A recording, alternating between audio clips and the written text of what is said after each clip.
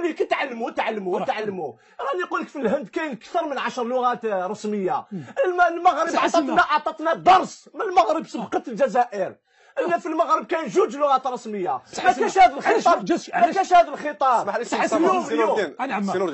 سي مصطفى سي نور الدين ختال عطى مثال صحيح. المغرب جارنا بلد جار ورسم اللغه النمساويه وما وقعلوش نفس. لماذا؟ هو شوف المغرب سي سليم قبل يتكلم على دستور المغرب، يعني المغاربه متقدمين علينا ياسر في هالميدان هذايا. في المغرب عندهم ملكيه اسلاميه، الملك فيها فهمت امير المؤمنين ومسلمين، ما عنده حتى حد ما ينجم يتكلم. شوف الدستور نتاعهم كيفاش التفتح نتاع الدستور هذايا على الامازيغيه وعلى الحضارات الخارجيه وعلى البعد المتوسطي الى غير ذلك. نعطيك على سبيل المثال في المغرب، الدولة الشقيقة في المغرب ولا في تونس الشقيقة عندها مواد الزيوت هي محلية واستهلاكية ما يستوردوش. نعطي على سبيل المثال السكر، مادة السكر من البيطراف. السكر موجود، كانت قبل يغرسوه في البلاد، موجود حاليا في مصر موجود السكر يدير. اذا نحن عندنا كل الكماليات موجوده وعندنا كل الطاقات الموجوده. مثلا ناخذ مثال، لماذا مجال الاسمنت المغرب يصدر لكل افريقيا والجزائر تستورد الاسمنت؟ هذا الاسمنت منتوج استراتيجي وما لازمش يدخل فيه القطاع الخاص. لما يكون عندنا 3 وزراء يهانون، وأقول وزراء ولا أقول فلان ولا علان، أنا أتكلم عن وزير جزائري يهان كأنه هينة الدولة، هو رمز. لم يتكلم حتى وزير الخارجية لوران فابيس، لم يعتذر، عكس ما حدث مع المغرب العام الماضي. لما حدث مع المغرب مع الوزير المغربي الذي اتخذ موقف مباشرة وصرح علنا ويعتذر هو رئيس وزير الخارجية. علاش؟ واش هو الاختلاف بيننا وبين المغرب؟ هذا هو السؤال مطروح. جندو برك في اطار الخدمه نتاعو يخدم في بلاده، ماشي يعني يضرب البلاد هذيك كيما راهم يديروا المغاربه. هذا لوبيينغ هذا يسميوه لوبيينغ، هذا يستعملوه هما درك المغاربه ماشي مجندين غير المواطنين المغاربه اللي ثم، جندوا حتى الجزائريين ضد الجزائر. وهذا هو المشكله، وجندوا اطارات فرنسيه. احنا نقولوا من الناحيه الرياضيه نريحوا في الرياضه، ما نروحوش للجانب السياسي. نظن باللي الدوره كانت تكون ناجحه 100% لو استضاف بها المغرب الشقيق. الدوره كانت تكون احسن من بطوله العالم للانديه اللي استضافها في شهر ديسمبر. نظن حتى الامكانيات الموجوده في المغرب، نظن بعض البلدان الافريقيه ما عندهاش امكانيات المغرب حتى من ناحيه المسافات. نحن كذلك. الثانيه شفنا بان الجزائر كانت بعيده كل البعد لمده عده سنوات على القاره الافريقيه.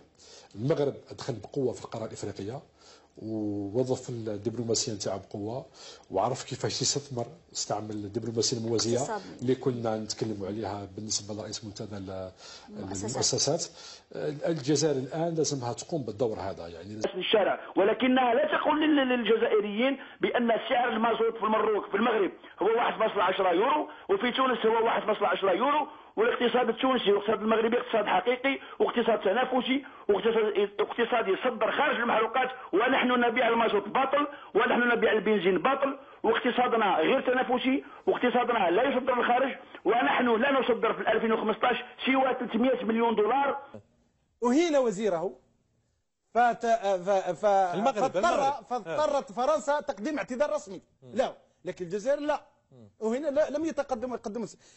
لما نشوف استثمارات الجزائر تمول الاقتصاد الفرنسي باموال، يعني في اطار اول ممول للاقتصاد الجزائري الفرنسي هي الجزائر من ناحيه الاخرى، الا ان الاستثمارات الفرنسيه في المغرب شحال؟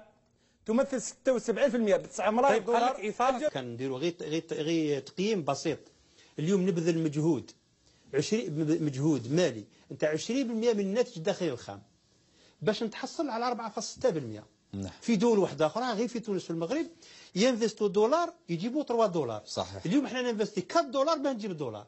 هذا النمط تاع التسيير ما فيش مراجعه، بمعنى أنا أذكر أن أحدهم في حملة انتخابية قال بأنه يؤسفني أن أكون جزائريا لأن 1000 دينار جزائري تساوي 30 درهم مغربي. بعد هذه العهدات بأكملها كم قيمة الدينار الجزائري الآن؟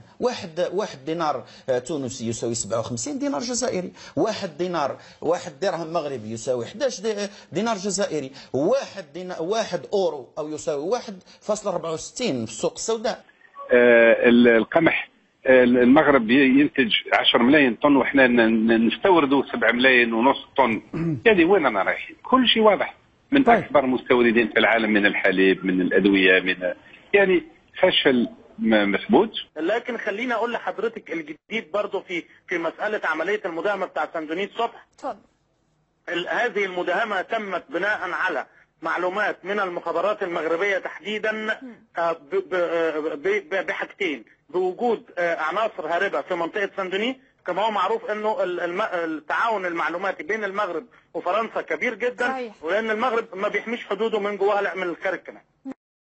كنا المغربي ملك شاب وجديد وفكره يعني بارك الله فيه وجاء وقف معنا في ثوره وانا نقول يعني للاسف نحن المواصفات نتاع المسؤولين اللي شادين نتاع بكري نتاع ناس المغرب تعلمت علينا ما يسالش تو نجموا ناخذوا منها هي شويه. من الشعوب التي وجدتها راقيه جدا جدا جدا جدا في التعامل هو الشعب المغربي، وهذه ليست محاباه وليست مجامله كما يعمل المولى عز وجل. ما شد انتباهي وما أعجبني حقيقة في المغرب وما لا يعرف معظم الناس في المغرب أن الشعب المغربي خصوصا والمواطن المغربي بشكل أداء من الشعوب القليلة على مستوى العالم ككل التي يعني تحتفل بكل ما تعنيها الكلمة بكل من زارها. يعني تخيلي لو الفلوس اللي عند تميم دي موجودة عند الملك محمد السادس كان عمل إيه في المغرب؟ كان خلاها أوروبا بالنسبة لها صفر على الشمال. فإحنا عايزين نتخيل لو فلوس قطر دي موجودة في المغرب. أقسم بالله لكان الملك محمد السادس جعلها الدولة الأولى في العالم من حيث الجمال ومعه الشعب المغربي.